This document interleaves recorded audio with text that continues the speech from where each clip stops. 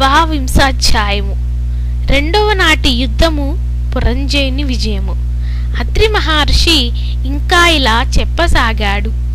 అగస్త్య ఈ విధముగా సుశీలుడు చేసిన బోధతో పురంజయుడు తక్షణమే విష్ణాలయానికి వెళ్ళి వివిధ ఫల పుష్ప పల్లవ దళాదిగా విష్ణువును షోడశోపచారాలతో పూజించి ప్రదక్షిణ నమస్కారాలర్పించి మేళతాళాలతో ఆయనను కీర్తించి పారవస్యంతో నర్తించాడు.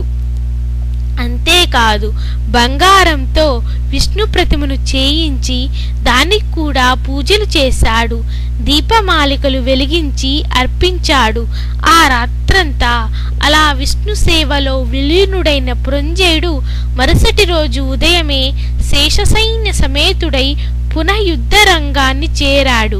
నగర సరిహద్దులను దాటుతూనే శత్రువులను సమారానికి ఆహ్వానిస్తూ భీషణమైన ధనుష్టంకారాన్ని చేశాడు. ఆ టంకారం చెవిబడిన కాంబోజ కురుజాది బలాలు పురంజయుణ్ణి ఎదుర్కొన్నాయి. వజ్రాల వంటి కత్తులతోనూ పిడుగుల వంటి బాణాలతోనూ అమిత వేగవంతాలు, ఆకాశానికి సైతం ఎగరగలిగినవి అయిన గుర్రాలతోనూ ఐరావతాల వంటి ఏనుగులతోనూ అన్యోన్య జయకాంక్ష తత్పరులై ప్రాణాలకు తెగించి పోరాడే కాల్బలాలతోనూ క్రమక్రమంగా యుద్ధము దిగ్నిర్వీక్షమానంగా పరిణమించసాగింది. గత రాత్రి పురంజయుడు చేసిన పూజలకు సంతుష్టుడైన గరుగగమనుడు అతనికి దైవబలాన్ని తోడు చేయడం వలన ఆనాటి యుద్ధములో శత్రురాజుల శక్తులన్నీ ఉడిగిపోయాయి. కాంబోజుల గుర్రాలు, కురుజాదుల ఏనుగులు, వివిధ రాజుల రథబలాలు, వైరీ కూటము యొక్క పదాతి బలాలు దైవకృపాప్రాయుడైన పురంజయుని ముందు చిత్తుచిత్తుగా ఓడిపోయాయి. పురంజయుడి పరాక్రమానికి గుండెలవసిపోయిన పగవారందరూ ప్రాణభీతితో రణరంగాన్ని వదిలి తమ తమ రాజ్యాలకు పరుగులు తీశారు. అంతటితో విష్ణునుగ్రహం వలన విజయాన్ని పొందినవాడై పురంజయుడు అయోధ్యా ప్రవేశం చేశాడు. విష్ణువు అనుకూలుడైతే శత్రువు మిత్రుడవుతాడు. విష్ణువు ప్రతికూలుడైతే మిత్రుడే శత్రువవుతాడు. దేనికన్నా దైవబలమే ప్రధానము. ఆ దైవబలానికి ధర్మాచరణమే అత్యంత ముఖ్యము. అటువంటి ధర్మాచరణలో ప్రప్రదమైన కార్తీక వ్రత ధర్మానుష్ఠానంతో ఎవరైతే శ్రీహరిని సేవిస్తారో వారి సమస్త దుఃఖాలు కూడా చిటికల మీదనే చిమిడిపోతాయి. అగస్త్య విష్ణు భక్తిని సిద్ధించడమే కష్టతరం. అందున కార్తీక వ్రతాచరణ శక్తి కలగడం ఇంకా కష్టతరం. కలియుగంలో ఎవరైతే కార్తీక వ్రతము, శ్రీహరి సేవ వదలకుండా చేస్తారో వాళ్ళు శూద్రులైనా సరే వైష్ణవోత్వములుగా పరిగణింపబడతారు. వేద విధులైన బ్రాహ్మణులైనప్పటికీ కూడా ఈ హరిసేవ, కార్తీక వ్రతాచరణాలు లేని వాళ్ళు కర్మచండాలు లేనని గుర్తించు. ఇక వేదవేత్తయై హరిభక్తుడై కార్తీక వ్రతనిష్ఠుడైన వాని యందు సాక్షాత్తు ఆ విష్ణువు నివసిస్తాడని చెప్పబడుతుంది. ఏ జాతి వాళ్ళైనా సరే ఈ సంసార సాగరాన్నించి బయటపడి ఉత్తమ గతుల్ని పొందాలనే కోరికతో విష్ణువును అర్చించినట్లయితే తక్షణమే వాళ్ళు తరించుకుపోయినట్లుగా భావించు. అగస్త్య స్వతంత్రుడు గాని పరతంత్రుడు గాని హరిపూజ ఆసక్తుడై ఉంటేనే ముక్తి. భక్తులక శ్రీహరి, విష్ణువుకి భక్తులు అన్యోన్య రాగబద్ధులై ఉంటారు. భక్తులకు ఇహపరాలు రెండింటిని అనుగ్రహించి రక్షించగలిగే ఏకైక దైవము ఆ వాసుదేవుడే. విశ్వమంతటా నిండి ఉన్న ఆ విష్ణువునందు భక్తి ప్రవత్తులున్న వారికి మాత్రమే కార్తీక వ్రతావకాశము చేజిక్కుతుంది. కాబట్టి వేద సమ్మతము, సకల శాస్త్రాసారము, గోప్యము, సర్వవ్రతోత్తమోత్తమయి అయిన ఈ కార్తీక వ్రతాన్ని ఆచరించిన, కనీసం కార్తీక మహత్యాన్ని మనస్ఫూర్తిగా విన్నా కూడా వాళ్ళు విగత పాపులై అంత్యంలో వైకుంఠం చేరుకుంటారు.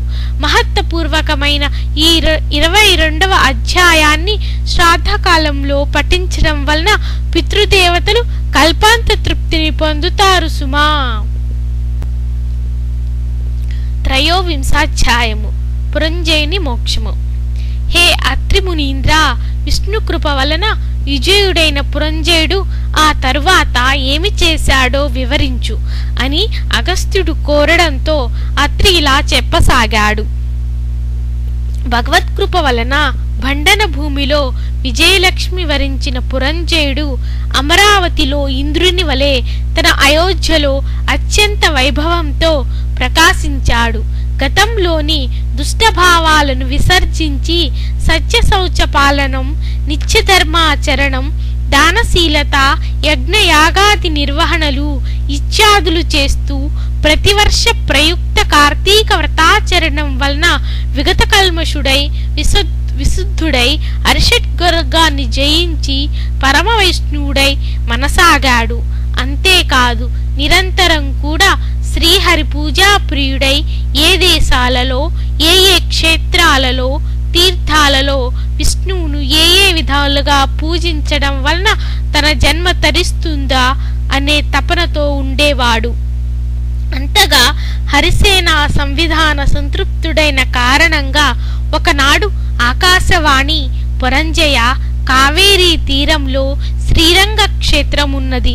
శ్రీరంగనాథుడనే పేర అక్కడ వెలసిన విష్ణువును కార్తీక మాసంలో అర్చించి జనన మరణాల నుంచి కడతేరుమని ప్రబోధించడంతో రాజ్యపాలనను మంత్రులకు అప్పగించి తగినంత చతురంగ బలయుక్తుడై అనేక తీర్థక్షేత్రాలను దర్శిస్తూ అక్కడక్కడ యోగ్య విధిగా శ్రీహరిని అర్చిస్తూ కావేరీ మధ్యంగతమైన భూలోక వైకుంఠమైన శ్రీరంగాన్ని చేరి కార్తీక మాసంలో కావేరీ నదిలో స్నానాదులని, శ్రీరంగంలో రంగనాథ సేవలను చేస్తూ ప్రతిక్షణము కూడా కృష్ణ, గోవింద, వాసుదేవ, శ్రీరంగనాథ అని హరిని స్మరించు జపదానాది విద్యుక్త ధర్మాలన్నింటినీ నిర్వర్తించి కార్తీక మాస వ్రతం పూర్తి చేసుకుని పునః అయోధ్యను చేరుకున్నాడు. అనంతరం ధర్మకామం వలన పౌత్రౌతులను పొంది కొన్నాళ్లు సర్వభోగ వివర్జితుడై భార్యా సమేతంగా వానప్రస్థమును స్వీకరించి కార్తీక వ్రతాచరణ, విష్ణు సేవలలోనే లీనమై తత్పుణ్యవసాన అంచంలో వైకుంఠాన్ని చేరుకున్నాడు. ఏవం శ్రీ స్కాంద పురాణాంతర్గత కార్తీక మహత్యే 21-22 21, 22, 23 అధ్యాయములు 11వ నాటి పారాయణం సమాప్తము.